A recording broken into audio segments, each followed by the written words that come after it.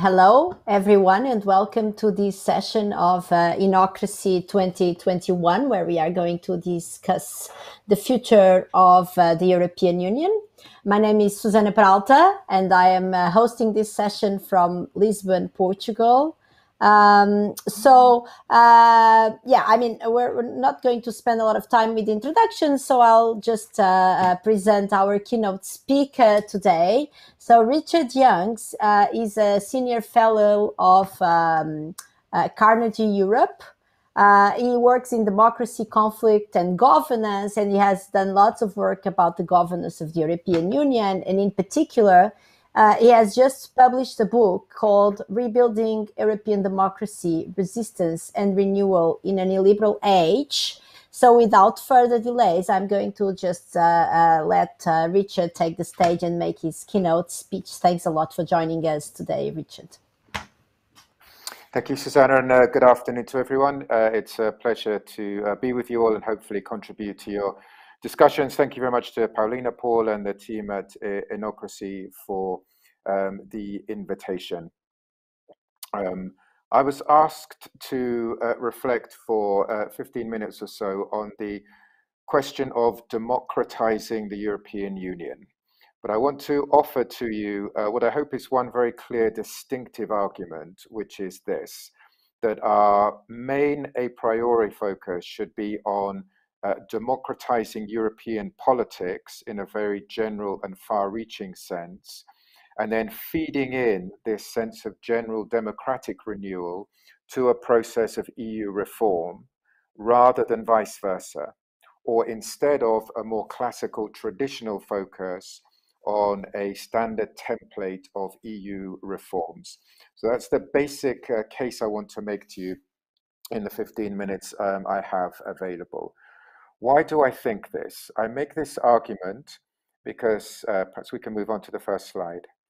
I make this argument, and the next slide, please. I make this argument because I believe that we are facing very serious challenges and problems with European democracy as a whole, rather than simply with the EU's particular model of integration. So we need to start from this deeper underlying set of challenges facing European democracy and build out from these into a process of reform of the European Union. You've actually jumped on a slide too far. I think everybody knows it's been a rough decade for European democracy. There have been many, many books, articles, opinion pieces appearing almost on a daily basis that point to the problems that beset European democracy. Many people have predicted the end of European democracy, the collapse, the deconsolidation of European democracy. So it's been a very, very downbeat and sobering tone of debate around European democracy over the last 10 years or so. However, while the situation is extremely bad and preoccupying, the challenges facing European democracy have never been quite as acute and deep as they are today. The other side of the coin is that we are also seeing a pushback in defense of European democracy, an unprecedented range and depth of political activity designed to defend core democratic principles across Europe, but also in a qualitative way to rethink what democracy means and to try and innovate in terms of the development of newer kinds of democratic processes. Next slide, please. So I think because of this, the essential challenge is to develop kind of what's going on in terms of this emergent sense of democratic renewal and democratic politics. This offers real potential, but the problem is as yet that it is not fully harnessed to the EU reform agenda. It is certainly the case now. We have all this incipient democratic momentum going on, and we have new commitments and ideas for rethinking the European Union and for democratizing the European Union. The problem of the EU's democratic deficit, you all know, has been around for decades and decades. The commitments to addressing the EU's democratic shortcomings have become stronger. They are receiving more attention than ever before. They are gaining more political traction than before. So we have this process underway of EU reform. I think the key question is whether this emergent process of EU reform, the debates about the future of the EU, can play a role in deepening the process of democratic renewal going on around the European Union. So my argument is that EU reform is necessary. Many of the options relating to EU reform have been on the agenda for many, many years. But this standard template of looking at the EU reform is itself not enough, and is unlikely to identify where the agency for deep-seated democratic change is actually likely to come from. So I want to start off explaining why I think that is the case, and for that we need a proper diagnosis of the situation affecting European democracy today and over the last several years. To get the policy options right, I think we need to start from a more nuanced understanding of what is actually wrong with European democracy and what it is that needs to be reformed. Clearly, all the democracy indices agree that the overarching quality of European democracy has declined over the last decade. There are problems affecting most European states. This is not just a question relating to one or two Central Eastern European states where the democratic decline has been most dramatic, and of course the cases most normally cited. It is a problem that is affecting nearly all European states. Having said that, there's no single trend. The kinds of problems affecting different European states are different. Different European democracies have different strengths and weaknesses. And it's important to point out that the decline in democratic quality has been fairly gradual, fairly nuanced. What we haven't seen, apart from in one or two states, is a dramatic collapse in democracy, democratic standards, or in citizens' commitment to basic democratic values. Many people some years ago were predicting such a process of deconsolidation was already underway. At least today, it doesn't look as if that is happening. The weak points across most European states is a weakening of civil liberties, problems with the rule of law, and attacks on media freedom. The more positive side is a rise in indices of civic participation in newer forms of politics. Governments, even in Western European states, even fairly nominally progressive governments, are actually narrowing the scope for civil society activities. This is becoming a more general and persistent problem across the European Union. In some countries, the problem is kind of very, very strong state control stifling pluralism. In other countries, the problem is more one of polarization and problems of governability, some coalitions being able to form in a smooth and effective way. So the problems are different. The types of populism that have been on the rise are also different across member states. Some variants of populism are expressly authoritarian. Some are illiberal in their policy, in terms of particular policy issues, but don't seem to represent a wholesale threat to democracy per se. So some common trends, a worrying situation, although democracy is does not yet seem to be on the brink of collapse, but also great variety and difference between different European countries. The implication of this is that there is unlikely to be one single template of reform at the national level or at the EU level that will work for every single state. The right mix of democratic reforms, political change, will differ across different European countries And there is not likely to be any kind of single panacea of institutional change that is going to address all the complexities facing European democracy. Next slide, please. So, against that background, we clearly have EU measures for democracy gaining traction. There is a lot going on. We have democracy at the center of the Conference on the Future of Europe. We have the European Democracy Action Plan being drawn up. We have more talk about rule of law conditionality. So the second bullet point here, I believe, is crucial. We have a more serious effort today to try and narrow the EU's democratic deficit than perhaps at any point in the past.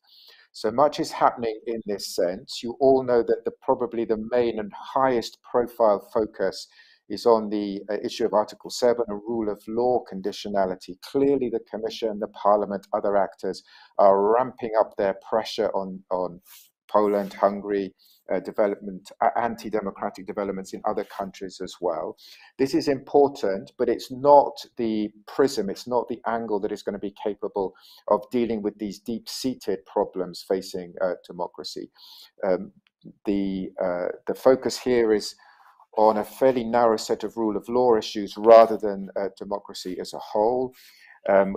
The EU cannot leave to the ECJ, the European Court, the lead role of tackling what is fundamentally a political problem. And of course, as this pressure is ramped up on one or two member states, it will raise questions about what kind of measures are going to be, might be taken in other countries that are also suffering rule of law issues, not as serious as with Poland and Hungary, but nevertheless issues that cannot simply be ignored. So I think this focus on rule of law conditionality, Article 7, is important. It's understandable it is taking so much of the political attention, but it is not a panacea. It's not going to be the focus that is going to democratize the EU in a very wholesale way, and it should not overshadow other areas of necessary and interesting democratic innovation. Which moves us on to the citizen panels and the digital platform that you all know are now being developed under the rubric of the Conference on the Future of Europe. This is a really big step forward. These are well designed.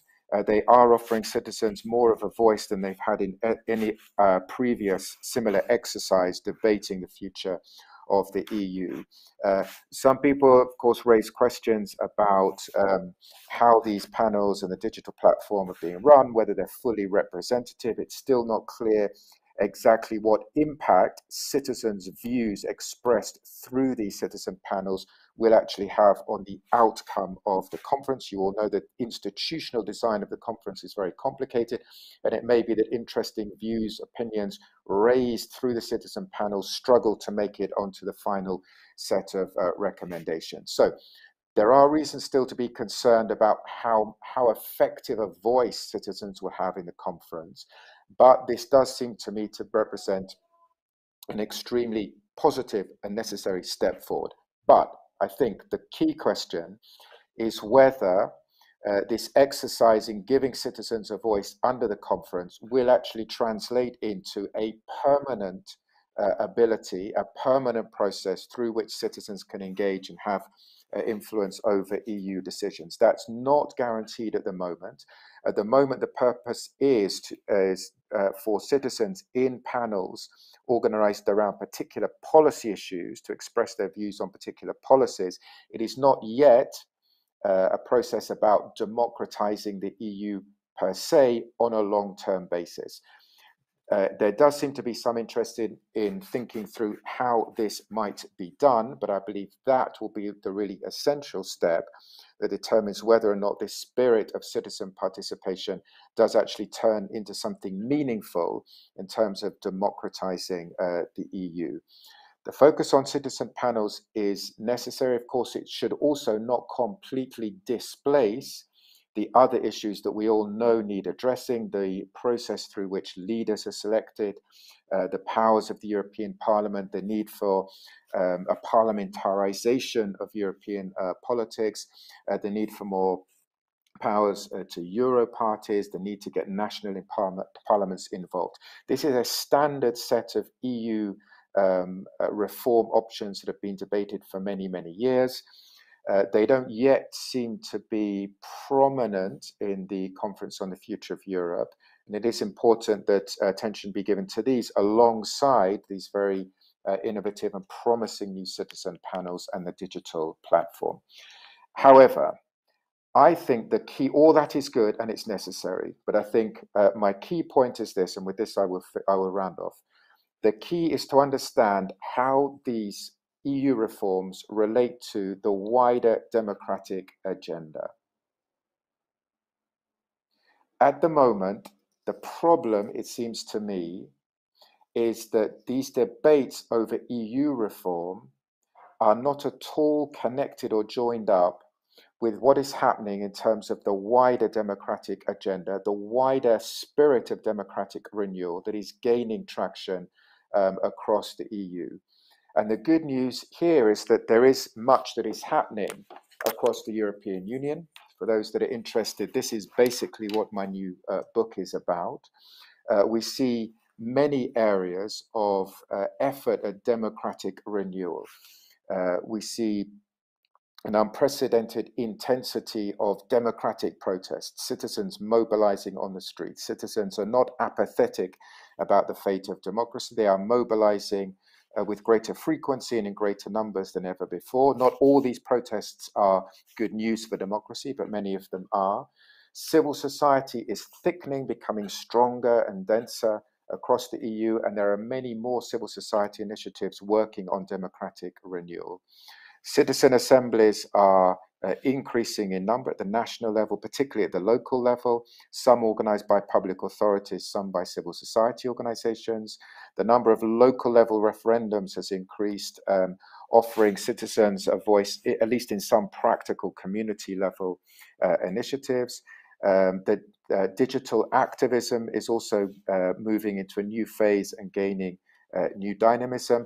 We've seen a whole range of new style political parties forming over the last decade, parties that put democratic renewal at the center of their rationale and at least try to bring in citizen kind style movement dynamics into the functioning of political parties. So there is a lot going on. None of these emerging areas of democratic renewal have gained sufficient momentum yet. They are all subject to limitations and weaknesses. The protests we see don't always translate into coherent long-term political agendas. Many of citizen assemblies are fairly narrowly defined, fairly tame in the agendas that they offer and don't really move up to a high political level. Digital activism still needs to fight against the power of the tech giants and over-regulation on the part of many formal authorities. Civil society has become more dynamic, but its efforts are still rather fragmented and don't really join together into a powerful democratic agenda at the EU level. So there are limitations. There is growing democratic potential, and I think when we move to the final slide here on what is needed, this emergent democratic spirit of democratic renewal offers potential, but the limitations still need to be addressed. And I think here the point is that the EU level of reform needs to harness the spirit of democratic renewal going on at other levels and help it overcome these difficulties and limitations. At the moment, that link simply isn't being made. And I think here the EU reform agenda needs to be framed in terms of helping civil society overcome the obstacles that government are putting in its way, for the EU to engage with a slightly wider range of civil society voices that reflect the newer, more legitimate and those with a stronger presence at the local level working on democracy issues. And there needs to be more effort to engage with the newer style political parties and help them develop, more effort to coalesce together citizen assemblies and help move them to a higher political level, and also to help develop other forms of direct democracy that offer citizens direct votes, but not in a way that simply amplifies underlying polarization. So I think in all those ways, in all those forms, the EU can play a role in further advancing the spirit of democratic renewal that is going on at multiple levels, which leads to my final slide, three overarching conclusions in this sense. I think there will not be one sole model or institutional template that can successfully democratize the EU. Democracy across Europe needs to take on many different forms, needs to be built through many small-scale efforts rather than there being one magic institutional bullet. So the EU, I believe, needs to be in the service of this multiplicity of reform efforts going on across Europe rather than the other way round. I think the EU reform agenda needs to act as a kind of umbrella or a facilitator of all these different democratic reform efforts and help coalesce them and give them greater momentum and political strength at the European level. For me, that is the way that we can best understand how we democratize European politics and feeding in from that, democratize the European Union. Thank you very much. Okay, thanks a lot, Richard, for this very rich and inspiring talk.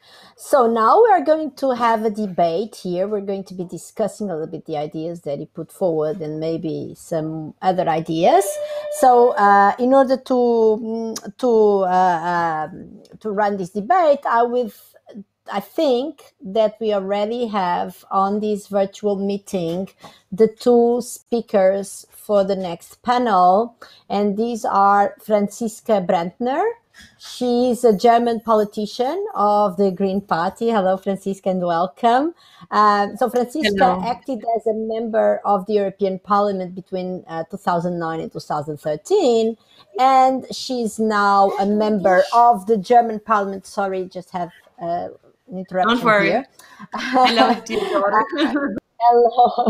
Hello and welcome. And we also have Sandro Gozi, who is both an Italian and French politician. So Sandro worked for the Italian government in between 2006 and 2018. He was actually a member of parliament at the Italian, in the Italian parliament, and is now a member of the European Parliament as a French member of the European Parliament. So this is great because we have a very diverse set of panelists here. In particular, Sandro has this, these two, having worked for two different very important, of course, and big European countries.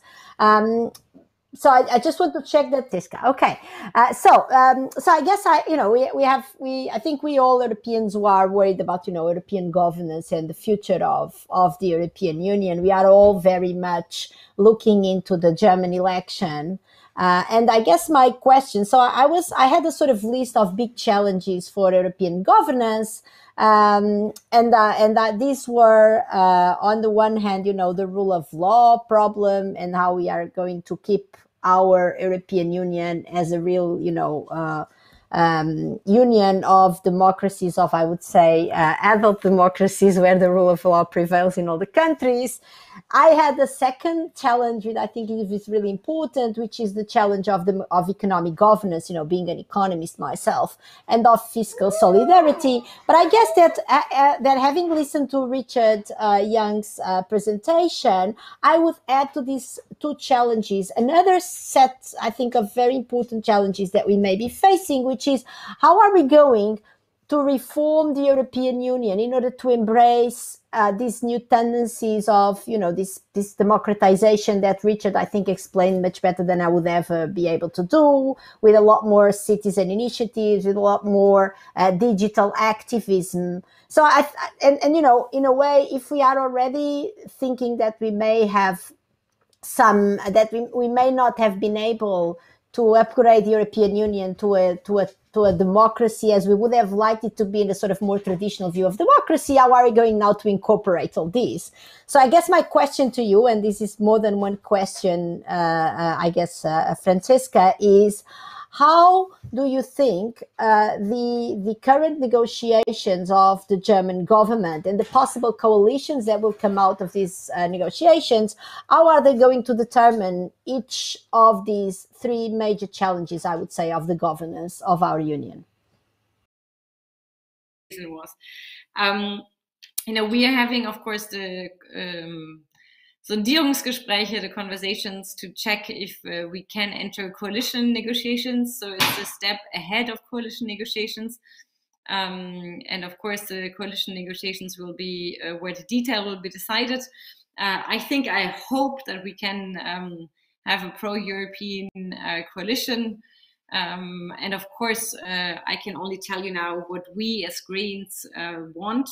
And I think I want to speak about three different points.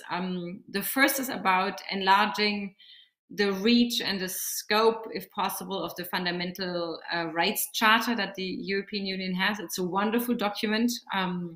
Not so many know it, but it's actually, I think, quite a wonderful basis of modern rights, social rights included, for our European Union. The problem is, or let's put it that way, it's wonderful because it applies already to European law, but not yet to national law. So the freedom of science, the freedom, of the press is of course in there, but it's difficult for a citizen to go and claim that right when it concerns a national law.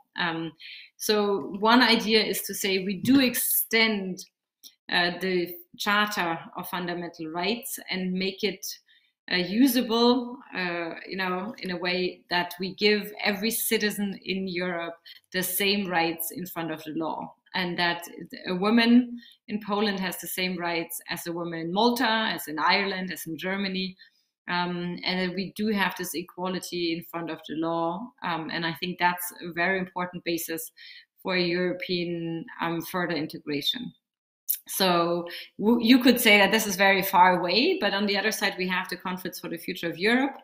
And I think for us, it's one of the points to say we would like to strengthen European citizens, to start from the bottom, not to say we give more rights to Council, to Parliament, we can discuss this in detail, but to start with the premise that we want to strengthen and empower European citizens and give them more rights. And I think that would turn the debate a bit upside down, with some countries who might not want to give their citizens more rights. And then, it would be interesting to have a debate in all member states if citizens would like to have increased rights or not. So that's number one. And then the second one, I think, which is less, it's a bit more short-term, medium-term possible, is to create and set up a commission of fundamental rights and rule of law. Because we have seen that the assessment of the rule of law, of democratic principles, is of course interpreted and applied quite differently in EU member states. And there's nothing inherently bad about it. We come from very different law traditions. And we have different mechanisms set up, but there are limits of what is still really in the framework of the European Article 2 and what is not. And the question is how do we have a better process, how we define this and who checks on it. And we think one could better work with the Agency of Fundamental Rights that the EU has, with the Venice Commission, to establish a body composed of national constitutional experts sent by national parliaments, that then form this body to assess the situation and also come up with joint concepts, etc., that apply to the European Union and its member states. So that would be a second way to strengthen the Charter of Fundamental Rights and the rule of law and its interpretation across the European Union. and that it's less upon just the European Commission to judge, but also to a more independent body that has links to a national level. Second point, and I think that's important, and that's also a bit what Richard Young said, is to support civil society actors in member states and also across the EU. We would like to create a statute of a European non-governmental organization. So far, you can be a German Verein, you can be a French association, you can have the statutes according to each member state, but you don't have a European one. And we would like to create such a status and therefore also facilitate European civil society engagement, but also support those who start up and are, being created and do really we see wonderful how many there are being created every day, and we would like to see more support of this. And then there's this third part of this, of my second point, which is to create the citizens panels. Richard Young spoke about it. I come from Baden-Württemberg. We have been using the Bürgerräte, which is the idea of a citizen panel that is drawn by a lottery. So you have a question and you want to address it with a diverse set of citizens that do represent the diversity of our society by age, by gender, by where they come from, by social background, and that you do ask them questions where you don't have an answer yet, where the government doesn't go on with, this is already our line, so what do you think about, but by saying, this is our question, or that's the challenge, how should we go about it? So this is citizens panels. We would like to bring it now at national level. We have experienced it at state level. It works very well. We would like to do it at national level. We see it's being used now in the Conference for the Future at European level, and there it could also be anchored for further processes and questions. And last point, where I think if you talk about protecting and strengthening democracy in Europe, we need a much stronger regulation of social media and social media platforms. We see the hate, the conspiracy theories, the fake news that are spread, the polarization that is enhanced by actors like Facebook, etc., because they make money from it. And I think we as Democrats, we have no interest that there is somebody making a lot of money by dividing us as people across Europe, within our societies, and we have to stop this. And I think this is one of the key conditions for saving our democracies, for strengthening them. And this is part of what is negotiated right now in the European Parliament. There will be more steps on that, but I think it's a key condition for all the other aspects we're talking about.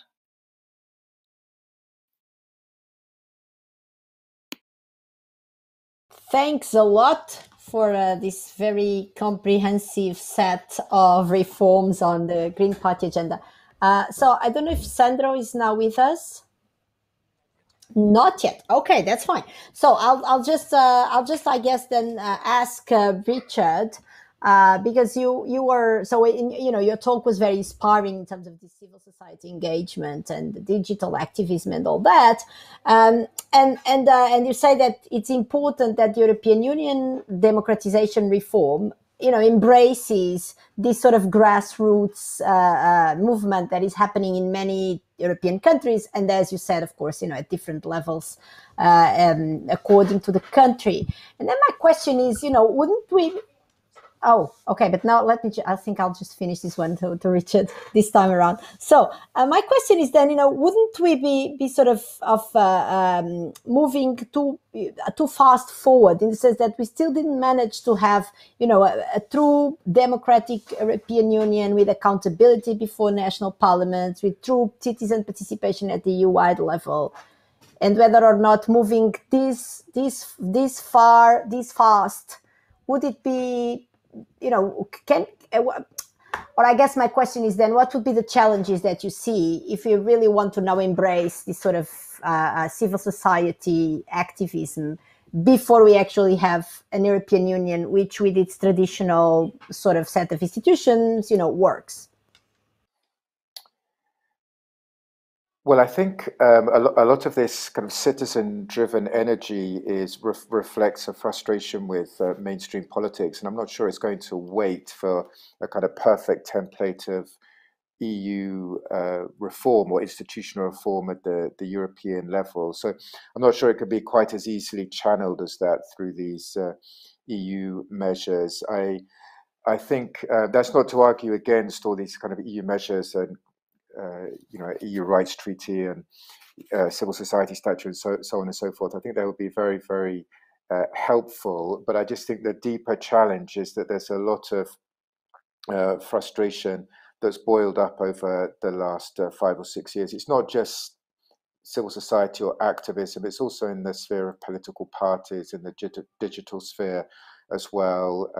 Some of this democratic energy is about protests that are fairly spontaneous and not particularly well organized, not always particularly well focused. Some of it is about local level campaigns that are very well focused, very well organized on particular issues. So it spans a diverse range of activity. I don't think this activity is taking democracy in any one single direction. European democracy and the democratization of European democracy will be eclectic. It will be very varied.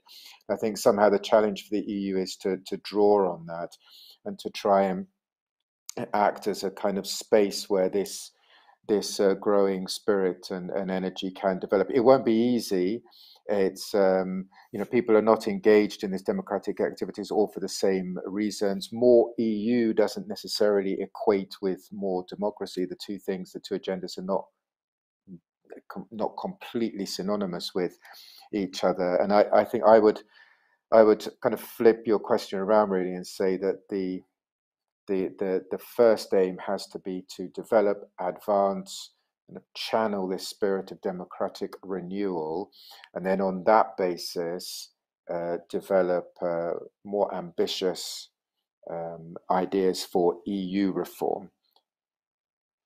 Thanks a lot. That's very, very interesting. Okay, Sandro, Gozi, welcome. It's a pleasure to have you on board. So I had a question for you, actually, which is, of course, as you may imagine, related to the upcoming French election. So we've been discussing a little bit what would be the sort of major challenges ahead in terms of the European Union democracy. And we had listed them as three challenges. I listed them as three major challenges. One is the challenge of the fundamental rights and the rule of law, and what we can do to keep our European Union as really like a political union where the rule of law and fundamental rights for all European citizens prevail. So that would be one first challenge. Then the second challenge, of course, being myself as an economist, I'm very much worried about the economic governance of the Union and the fiscal solidarity within the Union. And then thirdly, that's the challenge that Richard brought in through his very interesting keynote address, which has to do with, as he just said, channeling this energy of grassroots citizen initiatives that are happening in very much, very much across the European Union to different degrees in different countries. And then my question is, how do you see the upcoming French election as contributing or maybe being, more of another, let's say, potential problem into each of these challenges? And of course, feel free to just pick one or two if you think that the question is too wide. Where do you think this French election could help us? Where do you think it could be maybe more helpful in which of the challenges? And where do you think it could be more of, and more challenging, let's say? Well, how many minutes do we have to answer to your question? Because I could answer in 1 minute, 1 hour, and 1 day. 3 days. Right, exactly. Yeah. I think that for the introduction, since this is your first intervention, I think 10 minutes would be fair. 7 to 10 minutes. Okay. I mean, the best. I will tell you half serious and half. And I mean, I will tell you that the best way of meeting, facing your challenges and responding positively to your challenges is re-electing Emmanuel Macron. but this is, of course, obvious statement on my part. What will be the main, the outstanding issues in the French elections, and how the French election can help in the two key issues that you mentioned, which are on one side the fundamental values and rule of law challenges in Europe, and the other side the issue of a new investment and economic solidarity policy in Europe. If I resume your question, it turned around these two issues. I do believe that the issue of values, which we thought we could take for granted in Europe a few years ago, is today at the center of our political and societal debates. And it will be also at the center of the French election. And it is obviously a new cleavage in Europe, and a new cleavage also in some countries, some debate. And I think that the beginning of the debate on the presidential election in France is a good example of this.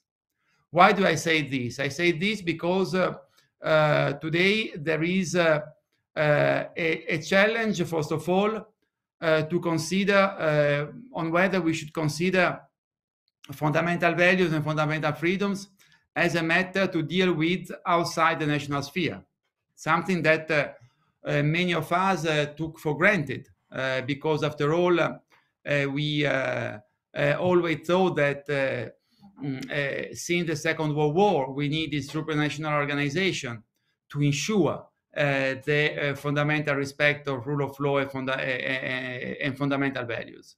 Today, this is challenged. This is challenged politically, and this is challenged legally and institutionally.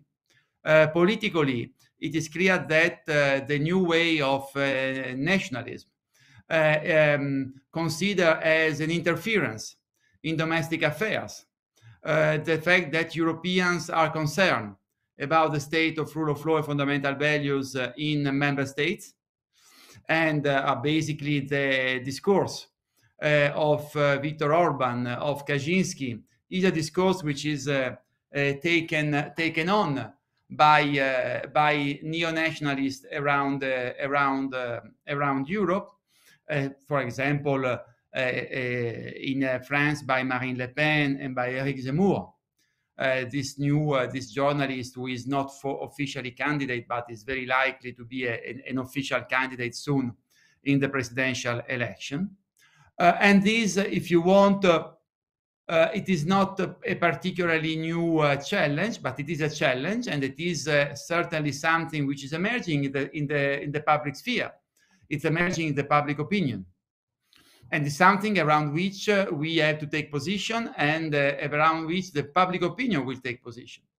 The other phenomenon, which is, I would say, new and probably more worrying, is also that other forces which are considered more mainstream forces or Republican forces are getting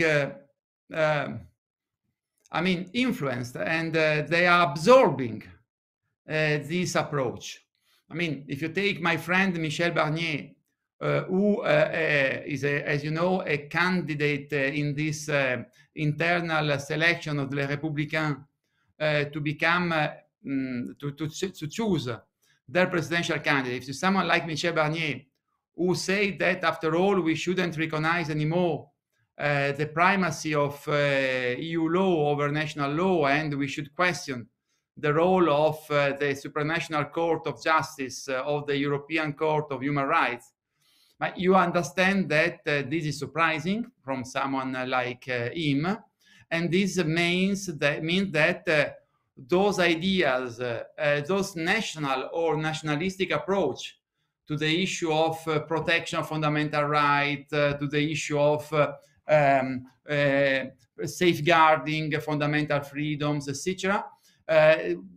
This approach is this challenge. This approach is also finding new support among the mainstream forces, and this is certainly, in my view, also linked around the idea of sovereignty, will be is already at the center of the debate in France.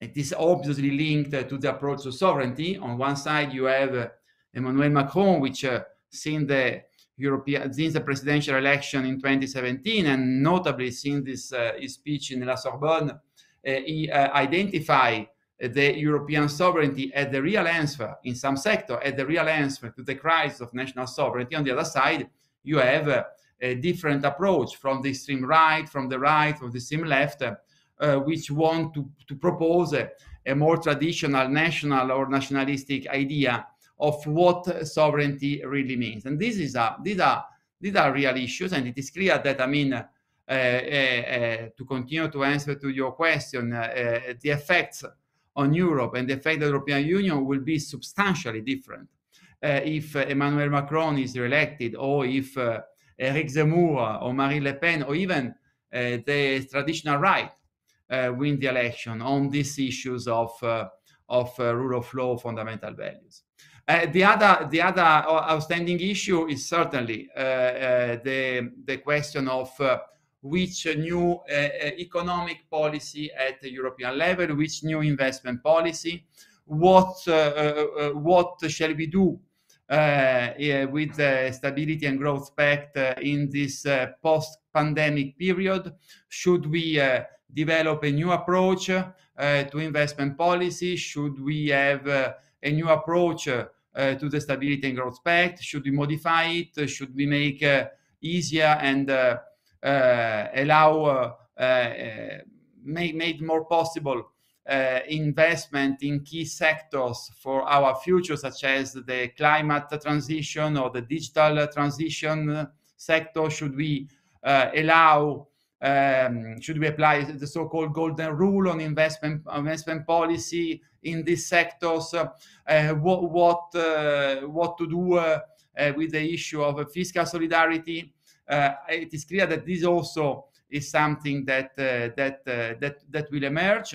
I do believe that on these issues, in any case, from France after the next election will come a message of the need for a new approach, which at least a new approach focusing on the project for the future, on the investment for the future. So a new approach for a real European industry strategy, which also is based on a more flexible and open approach at European level in the promotion of investment in some key sectors, such as I said, climate and digital.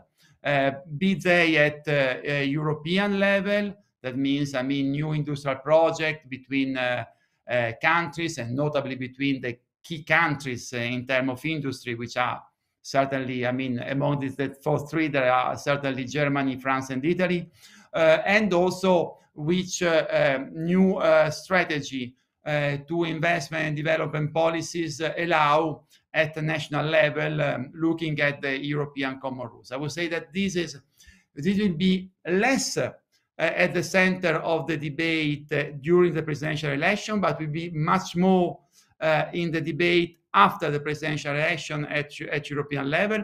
It is clear that from this perspective, Berlin plays a key role. And personally, I hope there will be some development and some positive evolution in the German approach to these policies compared to the Merkel era. Thanks a lot. That was a very interesting and long answer. So I guess that now, picking up about the role of Berlin, as you said, I think I'm going to, and this is a question for both of you, for both Franziska and Sandro.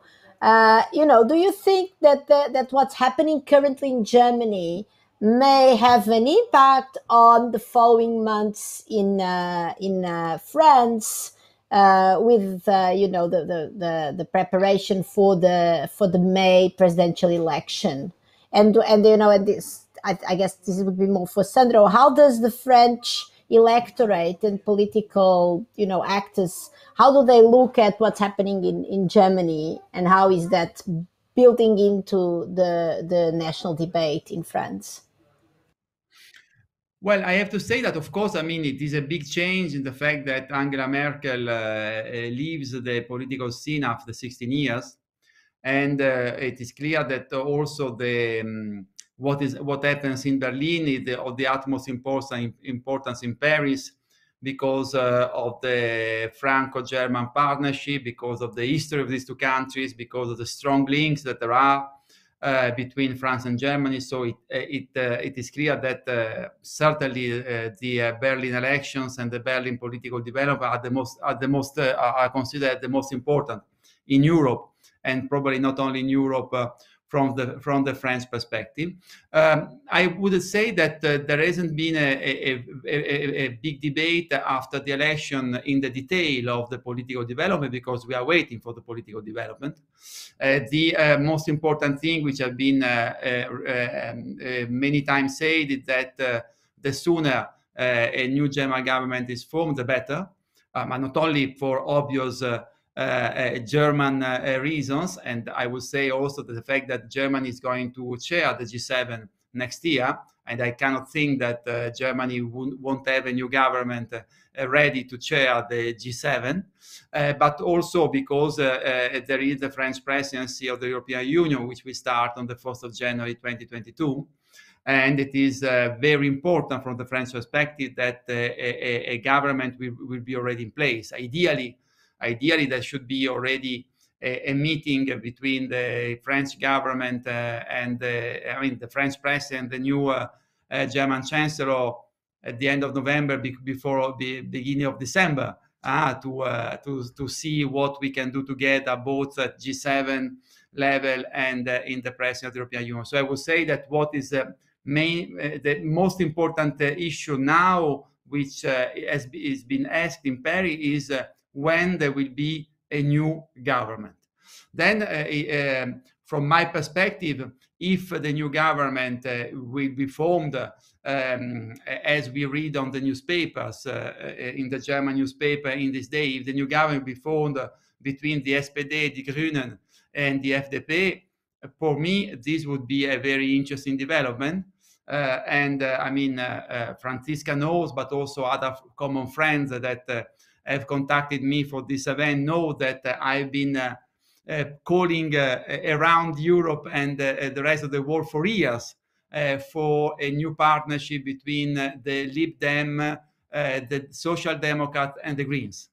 I remember we wrote a paper with Matt Brownie, who is a common friend of ours, 10 years ago, saying that the future of the progressive would be based on a political alliance between Greens, Social Democrat, and Liberal Democrat. So if it happened in Berlin, ich würde sehr zufrieden damit, and ich warte auf. What will be?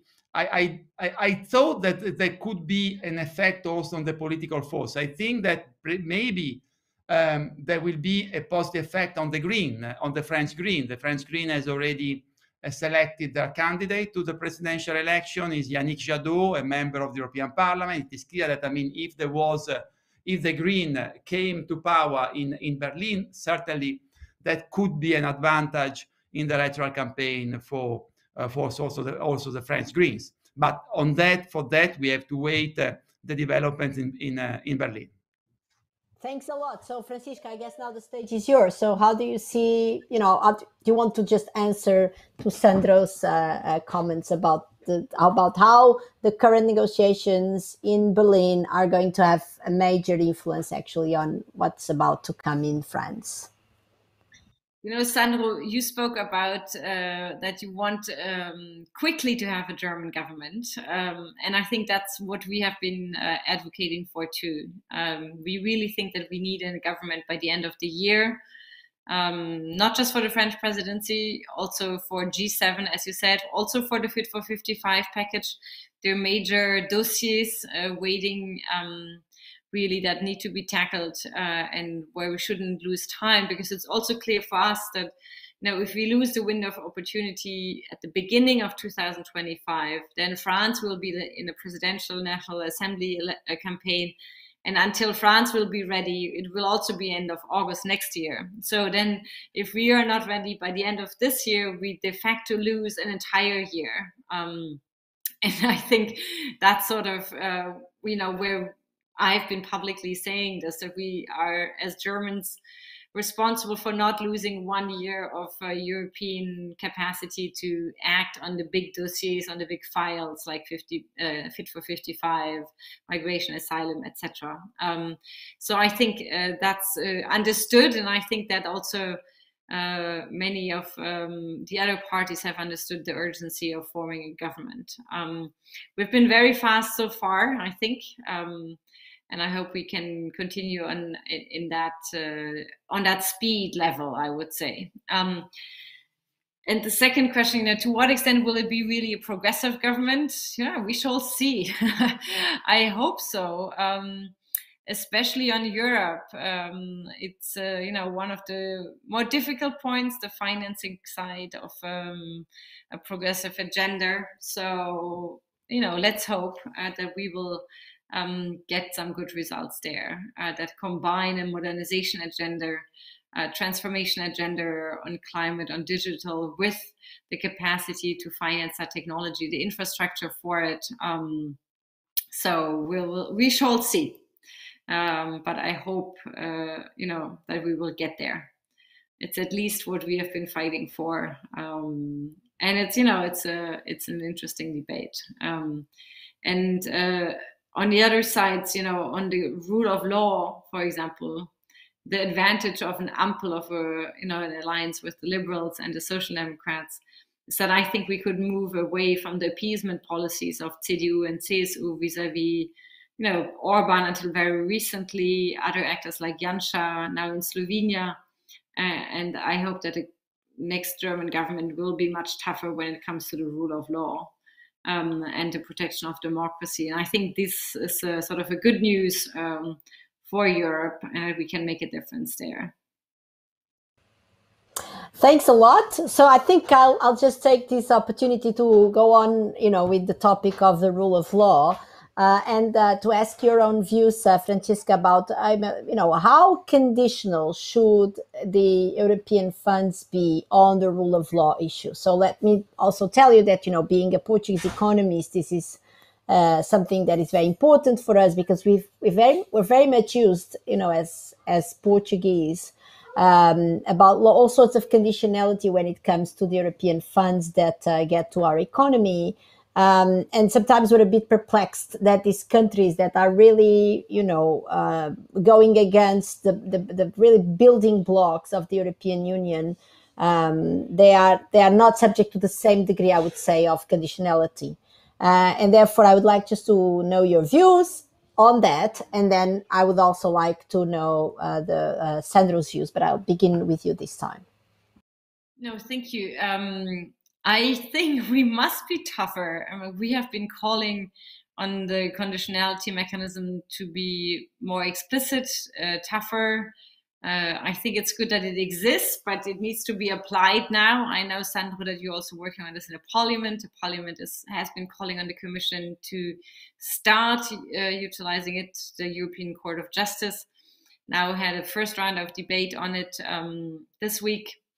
So I think I hope that it will be applied. And we also should know that already today the EU can stop funding if there's major deficiencies in a country. So I think there are more tools that we already have and that the Commission could and should use.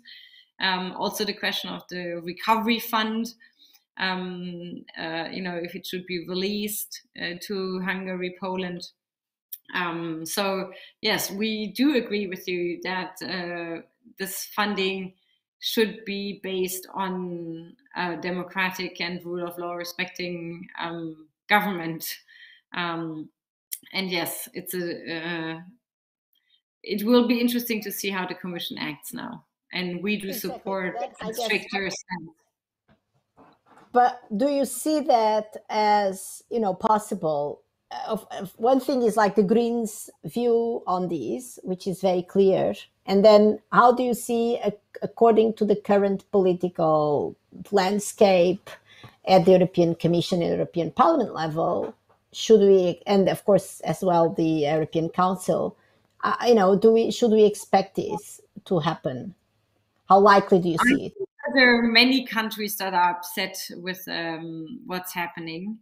But as Sandro said earlier on, there are also tendencies in many member states that do undermine the role of the European Court of Justice.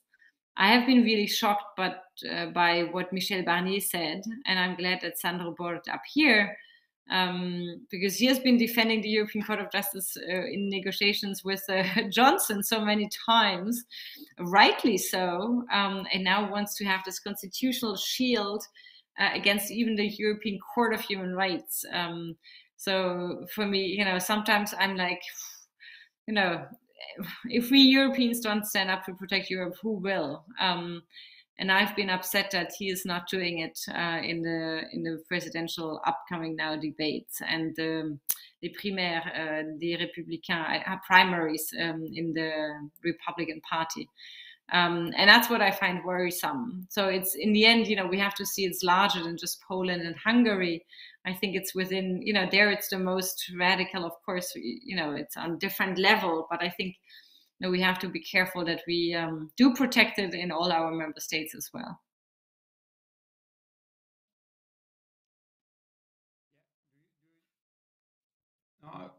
Thanks. So, Sandro, do you want to add something on this? Because we do have a couple of questions from the audience, but I would just let you add.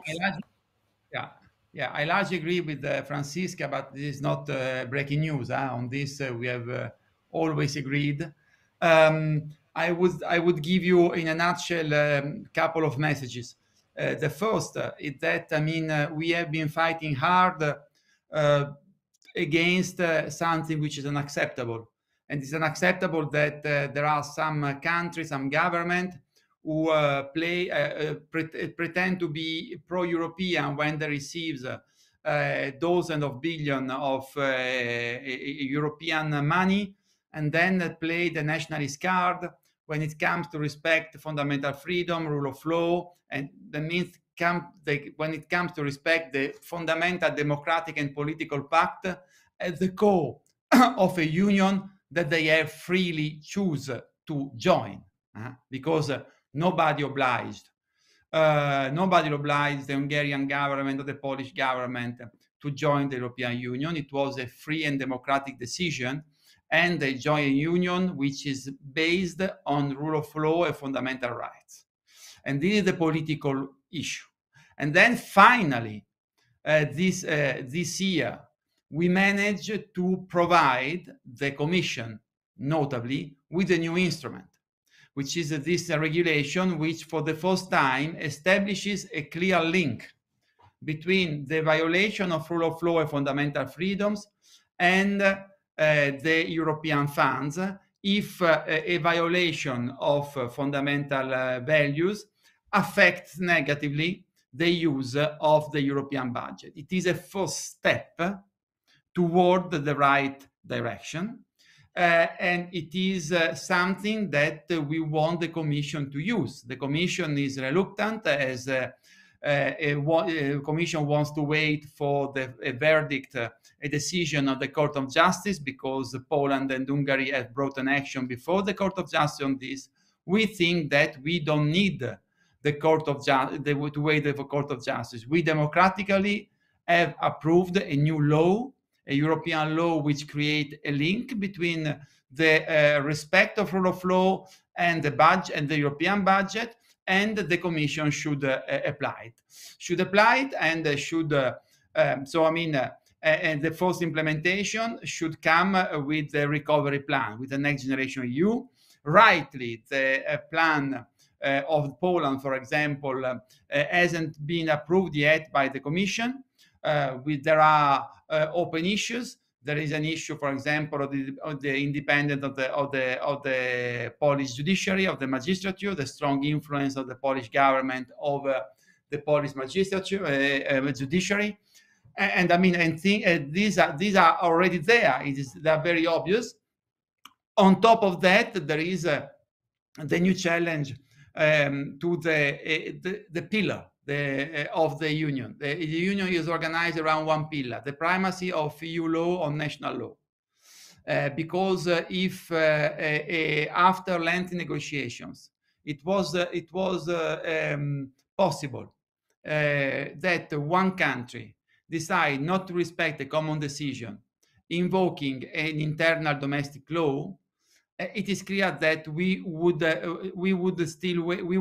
be still waiting for the single market. We will still be waiting for the single currency. We will be in day one, because the fact that allowed our European building to be built up is what is this. That, I mean, of course there are lengthy negotiations. Of course we negotiate. Of course we decide by unanimity or by majority. But after that, we have decided together that European law is binding for everybody. You understand that this is the most insidious attack to the stability of the European Union, and it is a matter of concern because, according to many observers, according to the Polish opposition, according to several inquiries by the Council of Europe and by the European Union, even the Polish Constitutional Tribunal is acting under the political influence of the Polish government. So confronted with these challenges and looking at what's happening in Poland, and looking even at the fact that 90% of the Polish people wants to stay in the European Union, they want to be part of the European political project, I think that we shouldn't wait and use our instrument concerning the protection and the prevention of breaches to the rule of law. Thank you very much. So if I get it correctly, what you are saying is that we have a sort of double violation, in the sense that we have the influence of the political power on the judicial in Poland, and moreover, of course, the Polish Constitutional Court defying the European law. So it's like twice. Right. It's a twice violation. So we should be even more worried. Yeah. Absolutely. The fourth violation, the Commission can already freeze the funds, because this, as it is linked to the independence of the judiciary power, is one of the cases foreseen by the new law, we call it regulation, by the new European law on rule of law linked to the EU budget. Thank you very much. So I have a question here from the audience to Franziska, which I think, if I have to guess, would be related to this proposal of yours of creating an independent commission, on fundamental rights and the rule of law that would be independent of the European Commission, and that would work with links to both the European Commission and links to national authorities. But this is my own interpretation, because the question from the audience is the following: why is the German approach of dealing with institutional reforms to make it more bureaucratic? Why is the German approach of dealing with institutional reforms? Why is it to make it more bureaucratic by seeking even more institutions? And this, of course, is sort of provocative question, but just please go ahead. No, thank you. I think, that we have, it's not about creating a bureaucracy, it's creating a legitimacy. And I think that we have, in Europe, the beauty that our member states have very different traditions of how they implement the independence, for example, of the judiciary, how members of court are selected.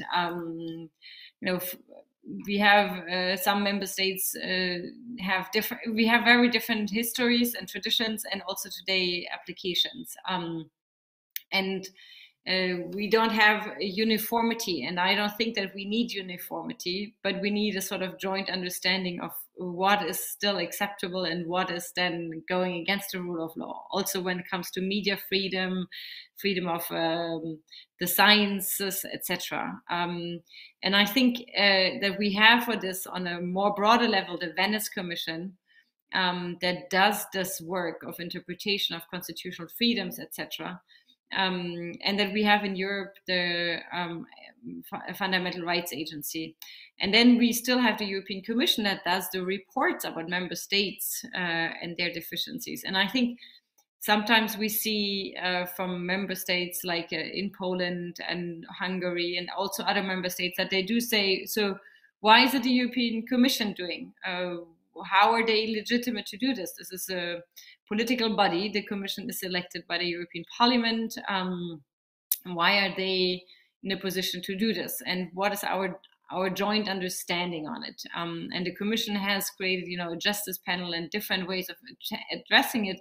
But we do, I think, need to have a better response to these questions of why is it the Commission? And I think that it would be helpful to have a link back to national parliaments to say that we do have the expertise from national also experts in there and from the European Parliament elected ones, that we have from each member state one constitutional expert, plus then 10 or whatever from the European Parliament, and they do work together and do tackle the difficult questions that they, together with the Fundamental Rights Agency, with the Venice Commission, do develop these standards and do write the reports about member states. I think the legitimacy would increase, and that's what we aim for.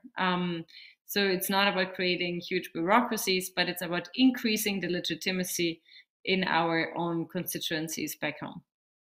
Thank you very much. Okay, so now I have a question, I guess, for the three of you. So this would include Richard. And we're sort of coming to we still have 15 minutes, I guess, but I would ask you maybe to use up 2 or 3 minutes each, which is related to the conference on the future of Europe. So we've been discussing all these challenges of democratization of the European Union. In particular, when Richard will pick up this question, I would want you to think about the links between this, citizen activism and the Conference for the Future of Europe. And then my question is, how do you think the Conference for the Future of Europe will help in these topics that we have been dealing with here? And what realistically we as European citizens, what can we expect from this debate that has just started? And Richard, maybe you want to pick up this one because you've been silent for a while. Well, as I said in my opening presentation, I think what's going on under the rubric of the conference is very, very positive. It's methodologically quite robust as well. So quite a wide range of citizens are getting their say. But again, to reiterate the point I made, I think these citizen panels are important, but they're a first very limited, modest, tentative step in what is going to be a very long process of getting citizens involved in EU decision-making on a much more permanent basis. So it's a step in the right direction, but I think it would be counterproductive if then what happened was that the conference finishes, the citizen panels disband, a certain menu of policy options are then implemented and debated amongst governments, and then all the citizen dimension is then kind of put aside and forgotten. I think that would be damaging because this process, in a way, it's kind of raising citizen expectations, raising expectations amongst ordinary people that they can have a greater say in the European Union. And then if those expectations are not followed through, it could actually rebound in a negative way against the EU. I would also make the point that it's democratizing the EU, which is our topic here, is not all about these citizen panels. It's not all about this grassroots activism. I didn't mean to convey that in my presentation. My point was, in fact, the opposite. There's a lot going on. Political parties are undergoing changes. Political parties need to be part of the process. National parliaments, there's a lot happening within national parliaments. And somehow at the moment, I have the impression there's a lot going on in this sense, but it's quite fragmented. And I still think ultimately, democratizing the EU will be about building up these broader constituencies of support. I agree that the case for a tougher approach on rule of law conditionality is now overwhelming. But the academic evidence is that if you use these kind of punitive measures, they only work if they empower local reformers rather than uncutting kind of civil society voices. And so the EU may use these measures, but that in itself won't be enough to really get democratic dynamics going again in the countries where they've been put on the defensive. So one wouldn't want to see the EU use these conditionality mechanisms and then kind of conclude that that's enough, that's the job done. What is really needed is a more kind of indirect and longer term approach of building up broader alliances, empowering local actors so that they can actually take advantages of this pressure and greater attention on democratic reform. And for me, that's really where the action will be in the future. Thanks a lot. So Franziska, for the Conference on the Future of Europe. I agree with what Richard said, and I just said earlier as well in my introductory remarks that we're trying to implement this now at a national level, that we have this as one of the instruments in the Bundestag. We will see if we get it in coalition talks, but that's what we are entering with, and we have experienced it at the state level and at local level, and we had a scientific evaluation of it. And it's quite interesting how it increases the acceptance and understanding of democratic processes. And I think, everybody who is worried about the development of our democracies should read that report and the assessment of our citizens panels and their impact. And I have been speaking with members who have participated as citizens. In Baden-Württemberg, they get a personal letter from our Prime Minister, Mr. Kretschmann, asking them to join, because we really, think it's important to have this much more diverse participation of citizens. And when you speak to them afterwards, and they have this said several times, they can ask for advice from experts to come in. If they maybe at the end don't agree with their proposals in general, but they come and they told me, which I thought was fascinating, that they understood that our decision making is quite complex and that it's not as easy as black and white, and that they were happy to see how they were as well challenged to find solutions. And I think this already is quite important to get the understanding of what is really at stake. So I think I hope we can implement it at the German level, and I think it would be great if we could also implement it at the European level, and that might be one of the outcomes of this Conference of the Future of Europe. I of course have many more expectations. I want there to be the launch of a convention for for strengthening the Charter of Fundamental Rights. I want it to be an opportunity to move from unanimity to qualified majority voting in left areas. I wanted to strengthen the European Parliament, have a different way of electing transnational lists. So there's a long list, but when it comes to really citizens' participation, I think that this would be wonderful if we could establish it as one tool that parliamentary democracy has to improve its own functioning and citizens' participation. Thank you, Sandro. I agree. Just I very agree quick with remarks. what has been said. Yeah, I agree what has been said, so I won't repeat it. We have two challenges around the conference. The first is awareness, because after all, what is happening is extraordinary. We never prepare a reform in Europe with such a bottom-up approach. We never combine synergies of citizens directly participating and the representatives of the citizens talking and working with the citizens, i.e. member of the European Parliament and member of national parliament and minister and commissioners. So, I mean, this is unique. And it is based also on positive experiences of participatory democracy. Think of the convention on climate in France, or of the experiences in Ireland before the referendum on gay marriage, on abortion law. I mean, so it is something which is very important, but there isn't a public awareness. Media do not talk about that. Very few people are aware.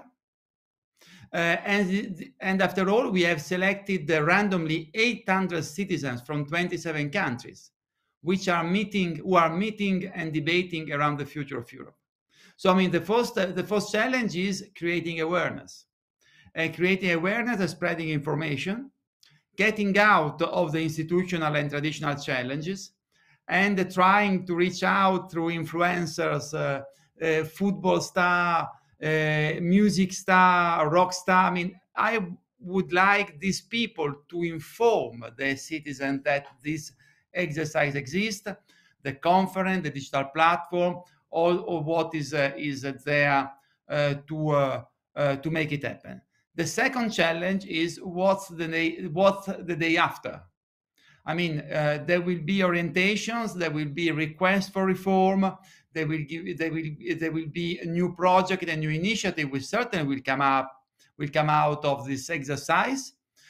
And then the political battle will be how and how much we are ready to ensure a follow-up to this request. To me, this is a litmus test of credibility of this exercise, and it will be the art of the battle, because there will be people like me and like basically the European Parliament who say it is clear that we have to be ready to ensure a full follow-up to the main request which will come out of this exercise. And if this request require new political initiative, let's take new political initiative. If they require new laws, let's adopt the new European laws.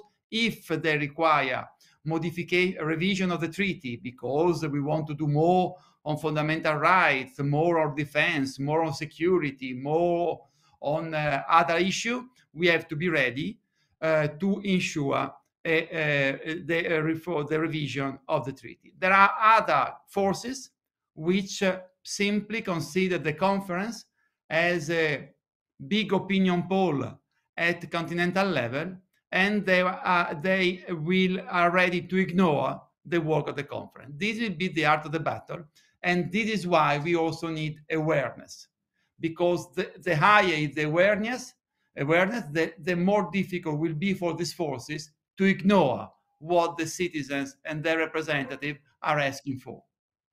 Thank you very much. Okay, so we have 5 minutes to go, so I guess I'll just give 1.5 minutes to each of you for a sort of final challenging question, which is if you could change one thing about the EU institutional setup, what it would be. This is also a question from the audience, just projecting us into the future, maybe in 10 years, if each of you wants to have the European Union that you think would be the ideal, or moving closer to the ideal, because we'll never have the ideal one, what would be the feature of the institutional setup of our union that you would remove? And I think that this time around we can start with Sandro. Getting rid of the veto. Decide in a democratic way with a majority in the parliament and the majority in the council where the states are represented. Qualified majority or just simple majority? Yeah, getting rid of the veto, because the veto is the annihilation of the European Union. The European Union exists through action. The European Union exists if it is a union of concrete solutions. And if you allow one country, be it big or small, to paralyze the action of the union, you deny the existence of the union as such. So we have to get rid of the veto. We cannot allow it. We cannot afford it. And it is not democratic, because after all, I don't see why one country can block a continent of 450 million citizens when other 26 countries and a majority in the parliament would like to move. So let's get rid of the veto, and that will help a lot to build up a concrete Europe, a Europe of solutions. I could not agree more. Okay, thanks a lot. Franziska? Yeah, I would make the European Charter of Fundamental Rights really applicable to all national laws, and give every citizen in Europe the same rights to have equality in front of the law. And based on that, I would then build a European Republic, a federal republic. Okay, thanks a lot.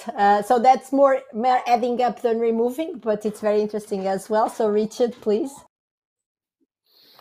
To avoid repeating, probably at a slightly more modest level, I think the EU does a lot actually now to reach out to civil society, and it does so in a very admirable way, but it still tends to reach out to the part of civil society that is liberal, is democratic, is pro-European. I think somehow the big challenge is to reach out, engage with, include, and genuinely listen to, in a really open-minded way, the parts of civil society that are not so liberal, not so pro-European. I know that European leaders have pay a lot of lip service to that, but if you actually look at the concrete initiatives the EU supports, I think still is not enough is being done in that direction. And it's a difficult balancing act, because one doesn't want to empower or legitimize those actors. The EU has to be very firm where illiberal parties cross the line and infringe standards of liberal constitutionalism. But at the same time, I think there does need to be a genuine effort to reach out and engage with the kind of underlying factors that are actually driving that Euroscepticism and illiberal politics. And I think if that doesn't happen, we won't actually democratize the EU or democratize European politics in a really sustainable fashion. Thanks a lot. That's been that. I guess the three final remarks were just, great and really inspiring. So it's time to finish and to close our. I hope for me at least it was like super interesting and exciting talk. I hope the audience has also enjoyed and learned from our wonderful speakers. So let me also tell you that this is the final event of today's online Innocracy 2021, and that tomorrow there's going to be an in-person meeting in Berlin. Of course, being in Lisbon, I won't be there, but we are very much looking forward to welcoming all of you in person, those who can join, of course, so that we can go on discussing about democratization, in the way that we should do it, which is joining together and confronting viewpoints. Thanks a lot for having me. This has been really inspiring and very interesting. Thank you very much. Bye-bye.